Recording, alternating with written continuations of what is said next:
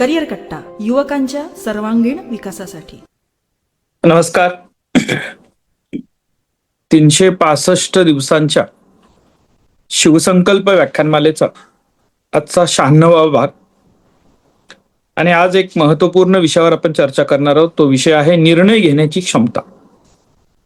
आपल्या एकूणच प्रवासामध्ये प्रत्येक क्षणाला आपल्याला समोर येणारा प्रश्न म्हणजे यातून मार्ग कसा काढावा किंवा नेमकं काय निर्णय घ्यावा, लेफ्ट की राईट, कुठं जायचं नेमकं आहे.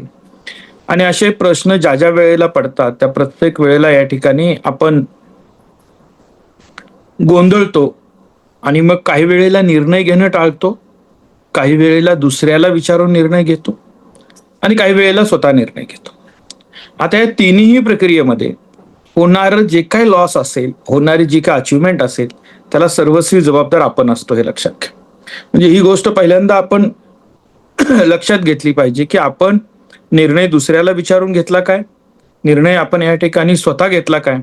आपल्याला सगळ्यात महत्वाचं आहे की आपण या ठिकाणी या निर्णयाच्या परिणामाची सर्वस्वी जबाबदारी ही आपली असते, हे लक्षात घ्या. त्यामुळे निर्णय घेणं हे अत्यंत महत्वाचं असतं.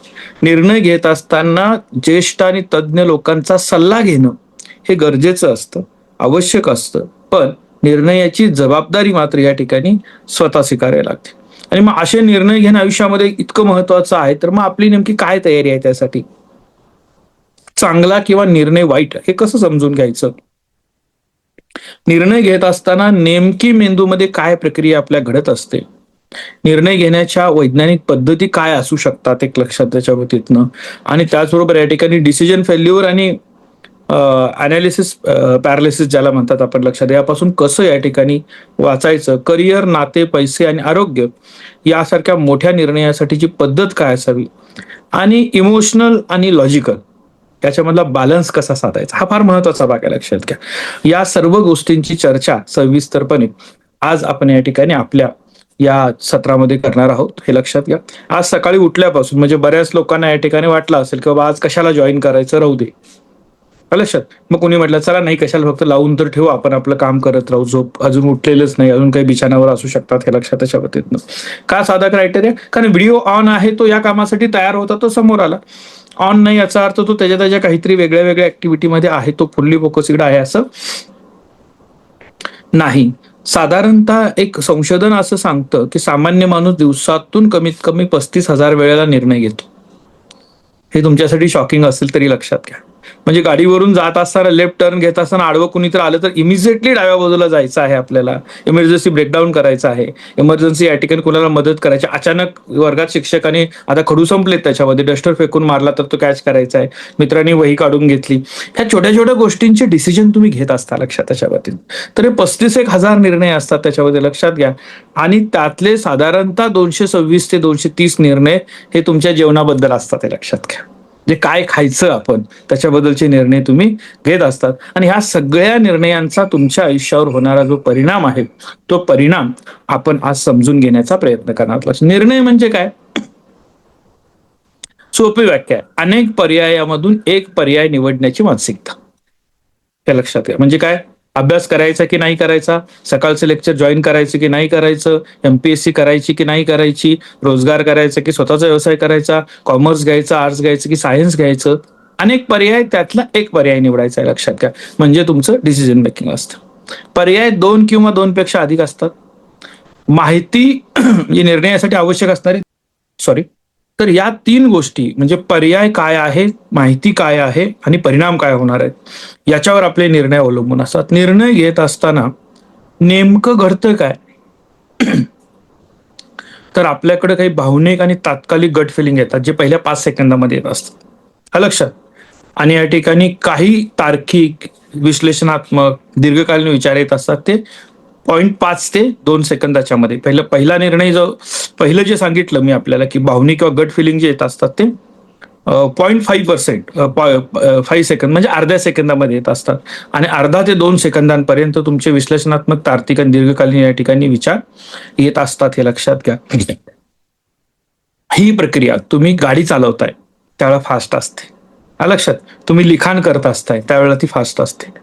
प्रत्येक वेळेला या ठिकाणी कमी जास्त त्याचं स्पीड असतं आणि तुमच्या आजूबाजूला असे काही लोक तुम्ही बघितलात की तो काम करत असताना तो पहिल्यांदा मनात विचार करतोय, विचार करून कृती करतोय, हे सगळं तुम्हाला दिसतं, जाणवतं. इतकं स्लो वर्किंग काही लोकांचं असतं, हे लक्षात त्याच्या बाबतीतनं हा त्याचा या ठिकाणी एक पॅटर्न तयार झालेला असतो.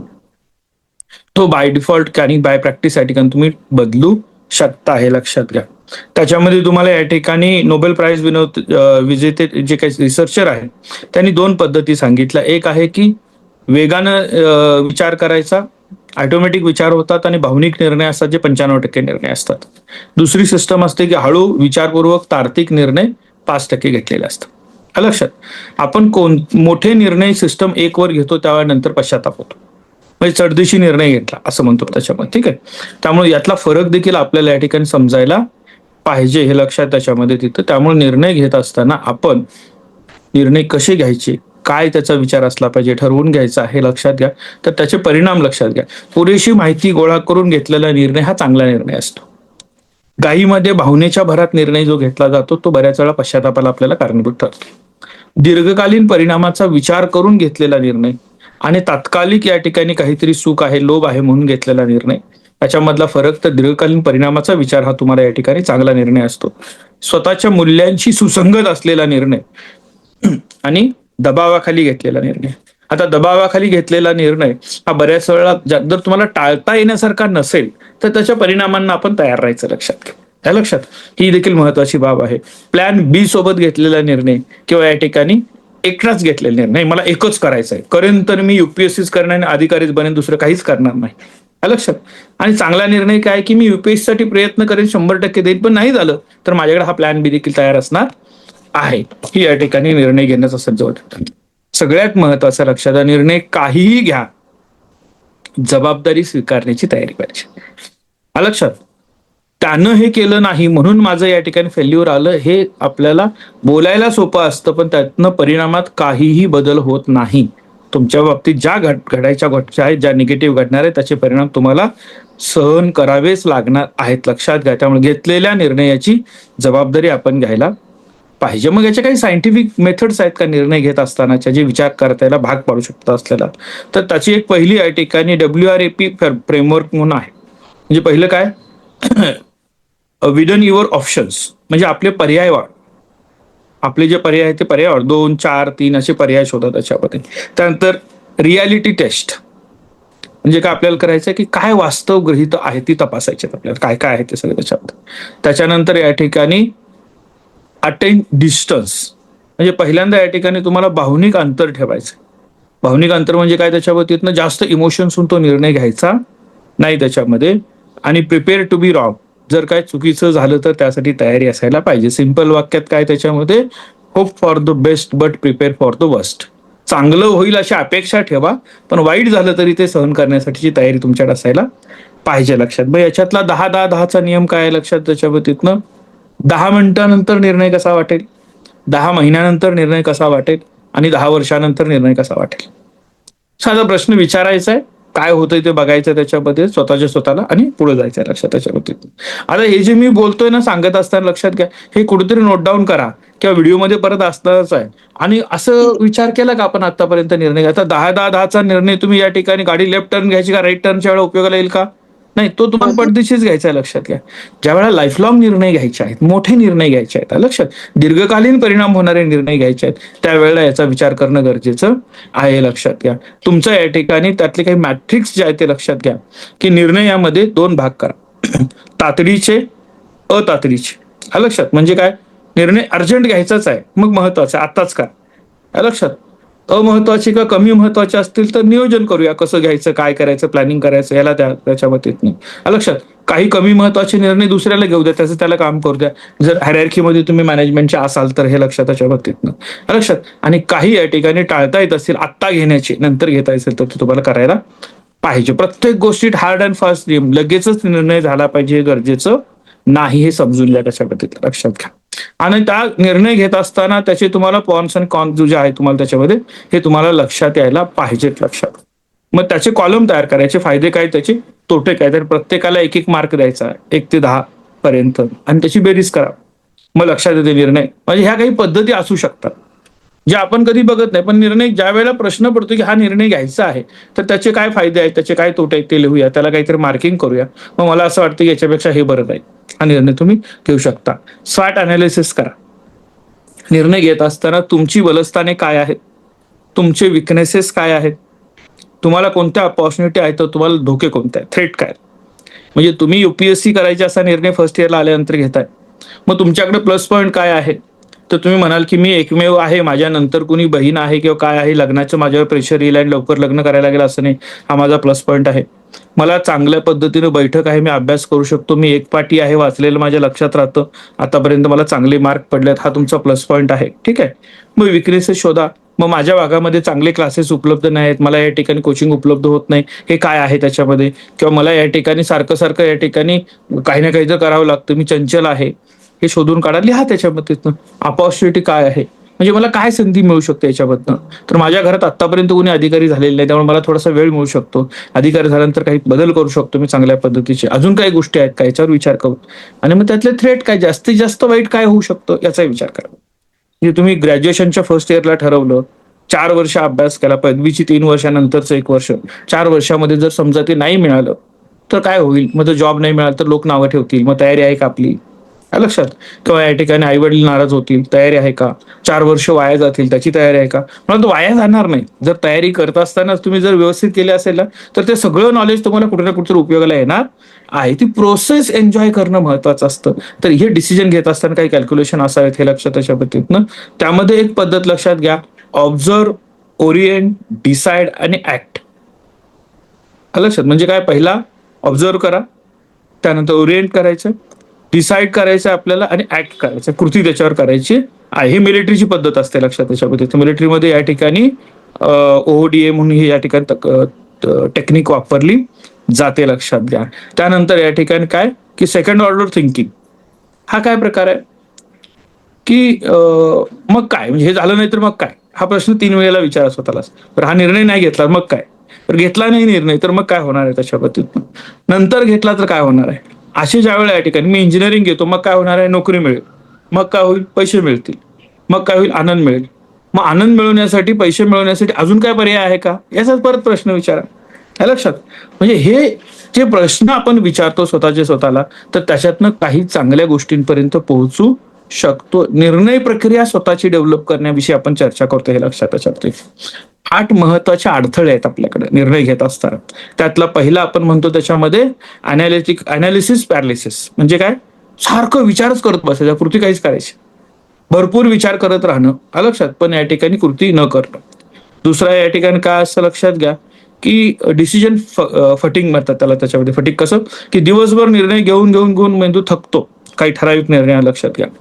तर या ठिकाणी म्हणून आपल्याला या ठिकाणी बऱ्याच वेळेला त्या गोष्टीत अडचण होते, आपण ते निर्णय घेऊ शकत नाही, लक्षात घ्या त्याच्यामध्ये. दुसरं काय होतं, फिअर ऑफ मिसिंग आउट, इतरांचं बघून निर्णय घेतो आपण, काय लक्षात. सोशल मीडियावर पोस्ट टाकली पाहिजे, जर नाही गेलं तर मी तर सोशल मीडियावर नाही, मला अपडेट मिळत नाहीत, मला रील्स कळत नाहीत, मग मी केलं पाहिजे, मी पोस्ट केलं पाहिजे, मी ट्रिपला गेल्याचं दाखवलं पाहिजे, किंवा त्यातून मी बाहेर पडतोय काय, अशी भीती आपल्याला वाटत असते, लक्षात त्याच्या बाबतीतनं. दुसरं महत्वाचं काय, लक्षात घ्या, तुम्हाला या ठिकाणी तुम्हाला आवडणारी माहिती शोधायची एक सवय लागली असते. फक्त आपल्याला आवडते तेच. म्हणजे मला युपीएससी करायचे तर युपीएससी विषयी सगळे शोधत, इतर भाग बघायचेच नाहीत, आणि मग निर्णय घ्यायचा, तो वन साइड निर्णय होतो. हा अडथळा त्यातला असतो, लक्षात त्याच्या बाबतीतनं. की तुम्ही काही वेळेला इतकं गुंतलेलं असता एखाद्या विषयामध्ये, त्यातनं सुटणं, बाहेर पडता येत नाही. हा डिसिजन घेत असताना अडचणीचा भाग होतो. म्हणजे मी काही लोकांचं बघितलं, मी आता 2 वर्ष ऑलरेडी 7वी 8वी किंवा 8वी 9वी नीटच्या परीक्षेची तयारी केलेली आहे, आणि मला आता कळलंय की नीट परीक्षेपेक्षा इतरही बरेच ऑप्शन आहेत, पण मी गेलेली 2 वर्ष वाया जातील. मी 2 वर्ष वाया जातील म्हणून मी काय करणार की 11वी 12वी पण तेच करणार, पुन्हा नीटची परीक्षा देणार, 4 वर्ष त्याच गोष्टी. म्हणजे मला आता कळाले, आर्ली समजले, तर देखील मी इतकं गुंतलेलो असतो, हा निर्णय घेताना बऱ्याच वेळा प्रॉब्लेम येतो, लक्षात घ्या. दुसऱ्या वेळेला काय असतं की सगळे करतात म्हणजे मी पण करतो, त्याला जमलं म्हणजे मला जमेल असंही म्हणतो आपण त्याच्यामध्ये, हे देखील होत नाही, लक्षात त्याच्या बाबतीतनं. बऱ्याच वेळा ओव्हर कॉन्फिडन्स, ग्राउंड रियालिटीच्या पलीकडे जाऊन या ठिकाणी होतं. बऱ्याच लोकांची स्टेटमेंट असतात बघा, हा मला जमेल, ते मी केलेलं आहे, ते सहज शक्य आहे, लक्षात. माहिती न घेता बऱ्याच वेळा आपण अशा पद्धतीचे डिसिजन घेत असतो आणि बऱ्याच वेळा काय होतं की पहिल्यांदा जी माहिती मिळाली असते त्याच्यावरच आपण या ठिकाणी स्टिकअप राहतो. आपण सर्च केलं पाहिजे, आपण त्या गोष्टी बघितल्या पाहिजे, जास्तीत जास्त माहिती घेतली पाहिजे. लक्षात घ्या, हे काही अडथळे आहेत जे या ठिकाणी आपल्याला थोडेसे बाजूला करता यायला पाहिजे, त्याच्यावर विचार करायला पाहिजे. मोठे निर्णय कसे घ्यावेत आयुष्यामध्ये येणारे मोठे करिअर. आता करिअरच्या निर्णयाच्या वेळेला लक्षात घ्या तुमची आवड काय आहे, तुमच्या कपॅसिटी काय आहे आणि नेमकं त्याला मार्केट कुठं उपलब्ध आहे याचा विचार केला पाहिजे. लक्षात, आपण काय करतो, फ्लो बघतो. आयटीला सगळे चालेल, चला आयटीला जायचंय. सगळे या ठिकाणी बीएससी कम्प्युटर तर बीएससी कम्प्युटर सायन्सला जायचंय, बीसीए ला जायचंय, बीबीए ला जायचं. माझी आवड होती का जात असताना याचा विचार होत नाही. लक्षात घ्या, म्हणजे फ्लो. इंजिनिअरिंग चालेल तर सगळे इंजिनिअरिंग.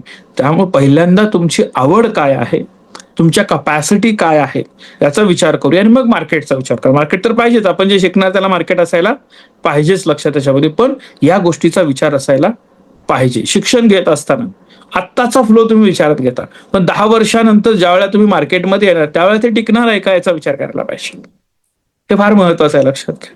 म्हणजे तुम्ही आता शिक्षण घेऊन ज्यावेळेला बाहेर पडताय त्यावेळेला 10 वर्षानंतरची परिस्थिती काय असणार आहे. आज एआय सारखे ज्या वेळेला रिव्होल्युशन व्हायला लागलेलं आहे त्यावेळेला माझे कोणते स्किल कुचकामी ठरणार आहेत, म्हणजे त्याचं काहीही काम मिळणार नाही हे समजायला पाहिजे आपल्याला, त्याचा विचार करायला पाहिजे. लक्षात घ्या, लग्न किंवा रिलेशनशिपमध्ये आपले विचार जुळतात का, व्हॅल्यूज जुळतात का आणि एकमेकांच्या विषयी आदर आहे का, ह्या फार महत्वाच्या गोष्टी असतात निर्णय घेत असताना बघायच्या. पैसा गुंतवत असताना किंवा इन्व्हेस्टमेंट करत असताना त्याची जे काही रिटर्न्स किती प्रमाणात मिळणार आहेत आणि रिस्क काय आहे याचा विचार आपण या ठिकाणी घेतला पाहिजे, याविषयी प्रश्न विचारले पाहिजेत. आरोग्याच्या बाबतीमध्ये या ठिकाणी बऱ्याच वेळा काय निर्णय होतात, सेकंड ओपिनियनलाच लोक जात नाही.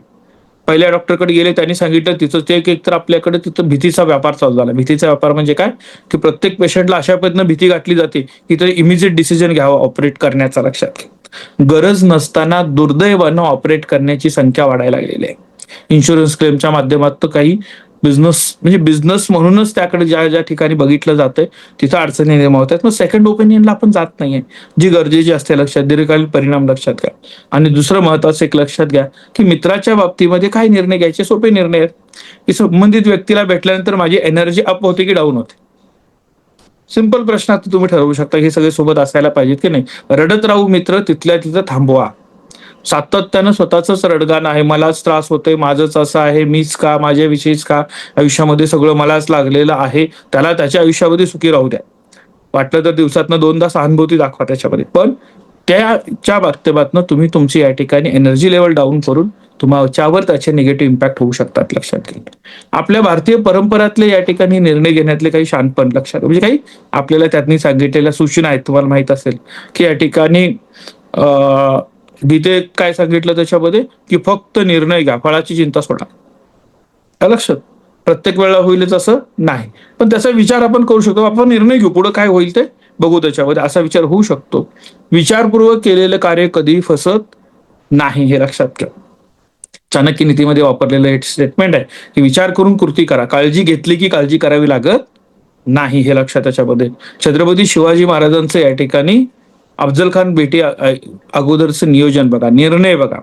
लक्षात, सर्व पर्याय बघितले, रिस्क असेसमेंट केलं आणि बॅकअप प्लॅन ठेवला. प्लॅन ए बी सी तिन्ही त्यांच्याकडे तयार होते. डॉक्टर बाबासाहेब आंबेडकरांनी निर्णय प्रक्रियेसाठीचं एकच स्टेटमेंट त्यांचं काय, विचार करा, संघटित व्हा, संघर्ष करा. बरोबर, शिका, संघटित व्हा आणि संघर्ष करायचं म्हटलं होतं पद्धतीनं. ह्या निर्णय प्रक्रियेच्या 3 पायऱ्याच आहेत. पहिला विचार करा, संघटित व्हा, पुन्हा विचार करा आणि संघर्ष करा. हा विचार लक्षात. स्वामी विवेकानंद काय म्हणतात की उठा, जागे व्हा आणि उद्दिष्ट प्राप्तीपर्यंत थांबू नका. हा देखील निर्णय प्रक्रियेचाच एक भाग आहे. लक्षात, त्याच्या बाबतीतनं आपल्याकडे या ठिकाणी बऱ्याच वेळा असं असतं की मोठे निर्णय सगळे असतात ते एका रात्रीतच घ्यायचे असतात. निर्णय घेणारच पुढे जात असतो, काही गरजेचं नसतं. तुम्ही त्याला पूर्ण वेळ द्या, त्याची डेडलाईन ठरवा आणि तो निर्णय घ्यायला पाहिजे. दुसरं महत्वाचं, गट फिलिंग नेहमी बरोबर असतात असं नसतं. लक्षात घ्या, मला भरपूर वाटत होतं असं करायला पाहिजे, पण रियालिटी वेगळी असू शकते. तुमच्या वाटण्यामध्ये आणि अनुभवी व्यक्तींच्या बरोबर बोलल्यानंतर या ठिकाणी चांगली माहिती मिळू शकते. नवशिखे लोकांच्याकडनं या ठिकाणी ज्यावेळेला बोलायला त्यावेळेला अडचण येऊ शकते. लक्षात घ्या. म्हणजे साधी गोष्ट काय आहे त्याच्या बाबतीतनं, की एखादा 25 वर्षाचा तरुण आहे आणि तो 25 वर्षाचा तरुण त्याने या ठिकाणी ट्रेनिंग सेंटर चालू केलं की 50 वर्षानंतर तुमचा फिटनेस कसा राहावा, काय लक्षात. पण त्यानंच तो एक्सपिरियन्स घेतल्याने तो तुम्हाला काय सांगेल, अभ्यासानं होऊ शकतं त्याच्या बाबतीतनं, पण याच्यापेक्षा जो एक्सपिरियन्स असणारा कोच आहे तो कदाचित तुम्हाला अजून चांगल्या पद्धतीनं गाईड करू शकतो. हे लक्षात घ्या. हे गरजेचं असतं. जास्त माहिती म्हणजे चांगला निर्णय असं पण नाही, लक्षात घ्या. कन्फ्युजन क्रिएट करत असतं. योग्य माहिती असायला पाहिजे आपल्याला, हे गरजेचं आहे. कारण जास्त माहिती म्हटलं की आपल्याला तो अनालिसिस पॅरालिसिस जो म्हणतात आपल्याला, तो या ठिकाणी होण्याची शक्यता असते. इतरांना विचारून निर्णय घेण्यापेक्षा इतरांचा सल्ला घ्या, निर्णय स्वतःच घ्या.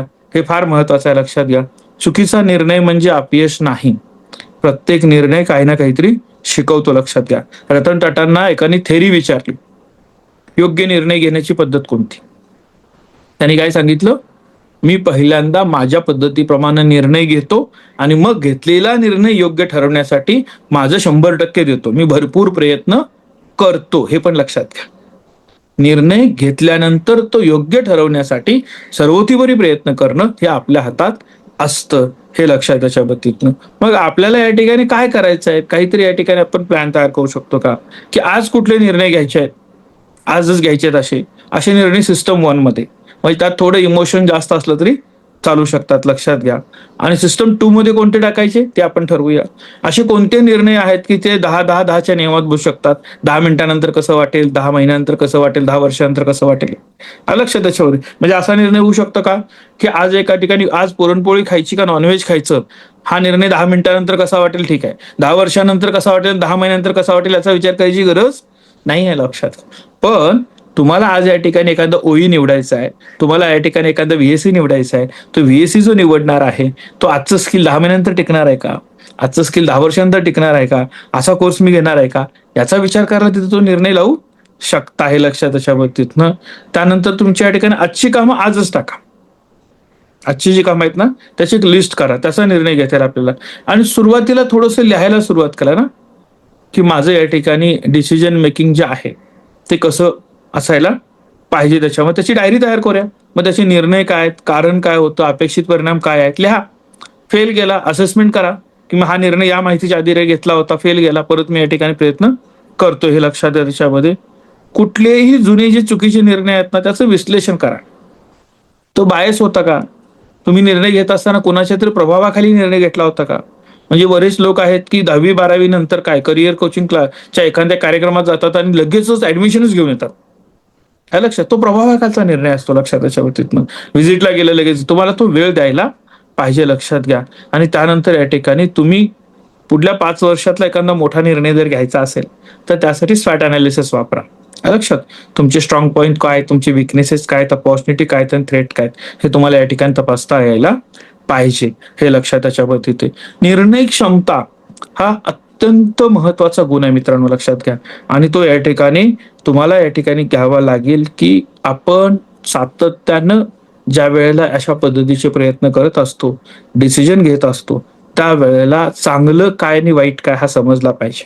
बऱ्याच वेळेला या ठिकाणी लक्षात घ्या, मी वारंवार उदाहरण तुम्हाला दिलं, लक्षात घ्या, की ज्या वेळेला रामायण महाभारत यासारख्या ठिकाणची उदाहरणं आपण घेतो त्यावेळेला इतिहासामध्ये कपट करणाऱ्या व्यक्तीची नोंद ही शकुनी मामा म्हणून झालेली आहे आणि जिंकून देण्यासाठी मित्राला व्यूहरचना देण्यासाठी श्रीकृष्ण म्हणून झालेले आहे. रचनाकार, व्यूहरचनाकार म्हटलं जातं. उद्देश काय आहे, तुम्ही कोणत्या बाजूनं आहात, तुम्ही एखाद्याचं भलं करण्यासाठी स्ट्रॅटेजी करताय का एखाद्याला या ठिकाणी त्याचं वाईट करण्यासाठी, त्याला खाली खेचण्यासाठी, त्याचा अडथळा निर्माण करण्यासाठी तुम्ही स्ट्रॅटेजी करताय. तुम्ही कोणत्या विचारांच्या बाजूने उभे राहिलेला आहात, कोणत्या मूल्यांच्या तुम्ही सोबत आहात, याच्यावर तुमच्या डिसिजनची या ठिकाणी परिणाम ठरत असतात, लक्षात घ्या. निर्णय न घेण्यापेक्षा चुकीचा निर्णय घेणं योग्य, गडबडीनं चुकीचा निर्णय घेण्यापेक्षा थोडंसं उशिरा घेणं योग्य, लक्षात. आणि घेतलेला निर्णय जो आहे तो या ठिकाणी पश्चाताप करण्यापेक्षा घेतलेले निर्णय योग्य ठरवण्यासाठी सर्वतोपरी प्रयत्न करणं गरजेचं आहे, लक्षात घ्या. ही निर्णयाची जी काही प्रक्रिया आहे ही प्रत्येकाची वेगळी असेल, हे लक्षात घ्या. जरी कितीही संशोधन झालेलं असलं, कितीही शास्त्रज्ञांनी थेरी मांडलेली असली, तरी तुम्हाला तुमची परिस्थिती फार चांगली माहित असते. हे लक्षात घ्या. गणेशने आता सांगितलं त्याच्यामध्ये की मी सीए फाउंडेशनचा अटेम्प्ट दिला होता, त्याच्यानंतर मी अजून एक देतो, हे लक्षात त्याच्याबाबतीतनं. तो त्याचा विश्वास आहे, त्याला तो द्यायचा आहे, पॅरलल त्याची तयारी पण चालू असेल. पण हाच रूल सगळ्यांना लागू होईल असं होत नाही. काही मुलींच्या बाबतीत घरच्यांनी सांगितलं असं, तिला 2दा प्रयत्न झाला, आता दुसरं काहीतरी बघ. आलं लक्षात, असं असू शकतं. तुमची असणारी प्रत्येकाची परिस्थिती वेगळी आहे, प्रत्येकाचे प्लस पॉईंट वेगळे आहेत, हे लक्षात घ्या. प्रत्येकाला वेगळ्या वेगळ्या संधी मिळणार आहेत. त्यामुळे निर्णय क्षमता ही तुमची स्वतःची विकसित करा, सल्ला घ्या, चांगल्या लोकांच्या संपर्कात तुम्ही राहा, पण निर्णय मात्र स्वतः घ्या. स्वतःच्या निर्णयाची जबाबदारी स्वीकारा आणि घेतलेला प्रत्येक निर्णय यशस्वी होण्यासाठी प्रयत्न करा. दुसरी महत्वाची गोष्ट, घेतलेला निर्णय पुढे गेल्यानंतर लक्षात आलं की हा चुकीचा व्हायला लागलेला आहे, तर माघार घेण्यामध्ये काहीही चुकत नाही, काहीही कमीपणा नाही, हे पहिल्यांदा लक्षात घ्या. तर आज निर्णय क्षमता या विषयावर आपण या ठिकाणी जी माहिती घेतलेली आहे, त्यानुसार तुम्हाला आवडलेले जगातले सगळ्यात मोठे निर्णय आणि ते घेणाऱ्या व्यक्तीची पर्सनॅलिटी याच्याविषयी या ठिकाणी थोडंसं लिहा, शोधा त्याच्यामध्ये. म्हणजे मग तुमच्या लक्षात येईल की माझ्या निर्णय प्रक्रियेसाठी किती सहज सोपे आपल्याला पर्याय उपलब्ध आहेत. लक्षात घ्या. आज उपस्थित सगळ्यांचं मनपूर्वक आभार आणि तुमच्या दिवसासाठी आजच्या मनपूर्वक शुभेच्छा. धन्यवाद.